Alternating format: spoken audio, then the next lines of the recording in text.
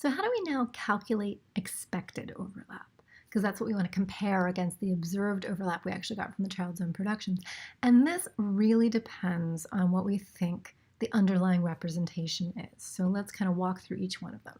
So suppose we're looking at the one where both words come from categories. This would be, say, a verb phrase being comprised of, say, an auxiliary and a verb. And we can actually calculate the expected overlap using a formula developed by Charles Yang in 2011 that takes into account how frequently the child generally produces words of these categories.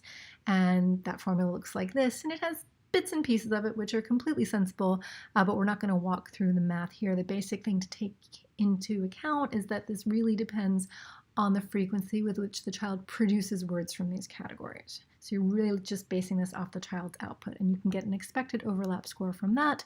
And let's say that you can do this for each category. The expected overlap, say, for auxiliaries would be 0.7, while for verbs would be 0.8, let's just say.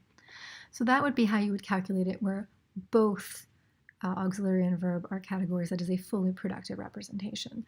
But what about semi-productive ones? Right?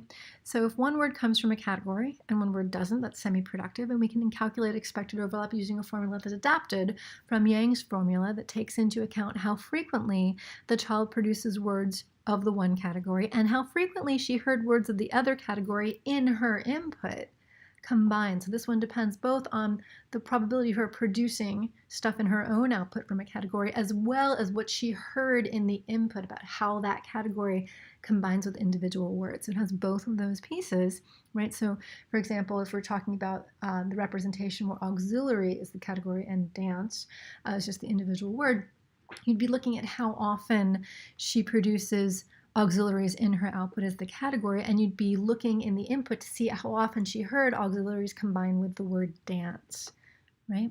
And if it turns out that you're doing this the other way, where will is the individual word while verb is the category, you'd be looking in her output to say, oh, how often does she generally produce things from the category verb? But then you'd be also looking at her input to say, well, how often did she hear will combine with things from category verb, right? So you're again looking at both the input and the output, and there's a lovely mathematical formula that does this, but the thing to remember is it depends on both of these pieces.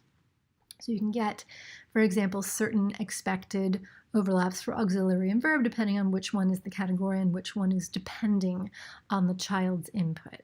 Now, what about the one where it's not productive, where it's really just the word amalgam, right? If neither word comes from a category, we can calculate the expected overlap using a formula that comes from Yang 2010 that takes into account how frequently she heard these two words together in input. So this is really driven solely by her input. Again, there's a lovely mathematical formula for that, but the basic idea is however often you heard it in your input, that's how often you're going to produce it in your output, and we can calculate an expected overlap from that. So then what we want to do is compare, right? So the underlying representation whose expected overlap best matches the observed overlap, well, that's the one that is the most likely representation that the child has. So here, for example, based on these sample calculations, it looks like the semi-productive representation where aux is the category, we have an auxiliary category, but dance is just a word, right?